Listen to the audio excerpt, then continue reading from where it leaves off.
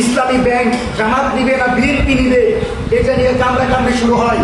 ইসলামী ব্যাংকের সামনে জল কামান নিয়ে পুলিশ অতর্কিত হামলা চালায়, কিন্তু প্রকাশ্যে চট্টগ্রামে ছাত্রলীগ মিছিল বের করে যারা দক্ষিণ এশিয়ার সর্ববৃহৎ জঙ্গি সংগঠন, যারা বাংলাদেশের আইনের মাধ্যমে সংসদের মাধ্যমে নিষিদ্ধ হয়েছে, আজকে তাদেরকে মিছিল করতে দেন আর বাংলাদেশের জনগণের উপর জল কামান নিক্ষেপ করেন, এটা কোনোভাবেই গ্রহণযোগ্য হতে পারে না।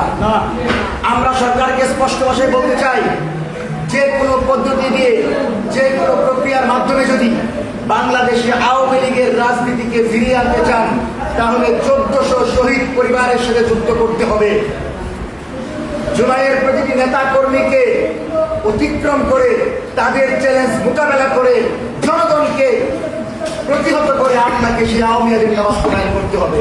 সুতরাং কোনোভাবেই এসালামকে পুনর্বাসনের চেষ্টা করবেন না, কোনোভাবে আওয়ামী সুশীল সম্প্রদায়কে বাংলাদেশের রাজনীতি সক্রিয় হতে দিবেন না।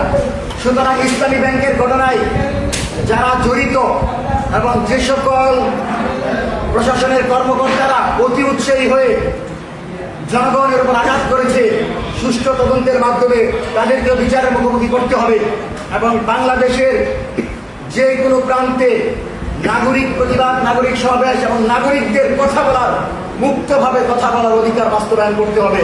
কোনোভাবেই প্রশাসনের মাধ্যমে অথবা নিজ দলের নেতাকর্মীদের লেলিয়ে দিয়ে ভিন্ন মতকে দমন করার কোনো চেষ্টাই সরকার করতে পারবে না। এই ক্রমাগত দর্শনকে আমরা কোনোভাবেই সামাজিক অবক্ষয় মনে করি না। আমরা মনে করি আওয়ামী লীগের ফান্ডিংয়ে, আওয়ামী লীগের টাকায় বাংলাদেশের কিছু লোকজনকে লেলিয়ে দেওয়া হয়েছে, শিশুদেরকে দর্শন করে এই সরকারের রাজনৈতিক পরিবেশকে অস্থিতিশীল করে একটা আন্দোলনের দিকে দেশকে নিয়ে যাওয়া। এবং তারা মনে করে যে বিএনপি জামাত যদি আন্দোলন করে, বিএনপি জামাত যদি দাঙ্গায় লিপ্ত হয়, তাহলে হয়তো মাঝখান দিয়ে ফায়দা নিয়ে আবারও তাদের আপা প্রবেশ করবে। আগেও বলেছি, হাসিনার রাজনীতির কবর রচনা হয়ে গেছে, আপা ফেরত আসবে সেই স্বপ্ন ভুলে যান। এবং বাংলাদেশের সকল ফ্যাসিবাদ বিরোধী দলগুলোকে বলবো, যে কোনো পরিস্থিতিতে আপনারা ঐক্যবদ্ধ থেকে আওয়ামী লীগ মোকাবেলার প্রস্তুতি নেন। বাংলাদেশের রাজনীতিতে আওয়ামী লীগ যদি ফেরত আসে, এই আওয়ামী লীগ সবার আগে তারেক রহমানের উপর আঘাত করবে। এই আওয়ামী লীগ যদি ফেরত আসে, সবার আগে বিএনপিকে ধ্বংস করবে। সুতরাং বিএনপির যে বাইরে আওয়ামী লীগ পুনর্বাসনের দায়িত্ব নিয়েছেন, তারা নিজের পায়ে কোড়াল মারছেন এবং ফ্যাসিবাদ বিরোধী দল বিএনপিকে ধ্বংসের দিকে ঠেলে দিচ্ছেন। এসালামকে পুনর্বাসন চলবে না, আওয়ামী লীগকে পুনর্বাসন লীগের রাজনীতি থেকে সক্রিয় করা যাবে না।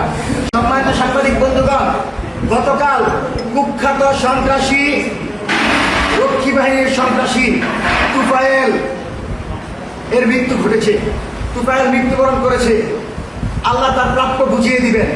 তুফায়েল সেই ব্যক্তি যিনি ঢাকা বিশ্ববিদ্যালয়ে মালেককে হত্যা করেছিল। তুফায়েল সেই ব্যক্তি যিনি মুক্তিযুদ্ধের পর রক্ষী বাহিনী গঠন করে বাংলাদেশের সাধারণ জনগণের ধন সম্পদ লুটপাট করেছে, নারীদেরকে ধর্ষণ করেছে, একক আধিপত্যের মাধ্যমে যিনি বিএনপি সরকারের বিরুদ্ধে ষড়যন্ত্র করেছে। দেশনেত্রী বেগম খালেদা জিয়া নাকি অসুস্থতার ভঙ্গি করেন, এই ধরনের কটূক্তি করেছিল এই তুফায়েল।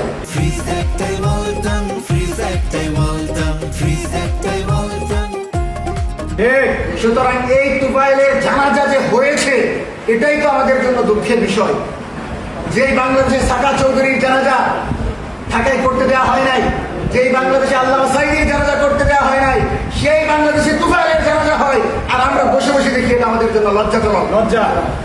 আমরা মনে করি বাংলাদেশে যারা গুম, খুন, জুলুম, নির্যাতনের শিকার ছিল, তারা বেঁচে থাকতে তাদেরকে উপেক্ষা করে সেই জালেমদেরকে কোনোভাবে বিচারহীন পরিবেশে রাজনীতি করার সুযোগ দেওয়া যাবে না। এবং এখন পর্যন্ত এই জানাজাকে কেন্দ্র করে বিভিন্ন জায়গায় আওয়ামী লীগ রাজনীতি করার চেষ্টা করছে। তুই যদি জানাজায় অংশগ্রহণ করার নিয়তে আসিস, তাহলে এখানে জয় বাংলা স্লোগান কেন হবে?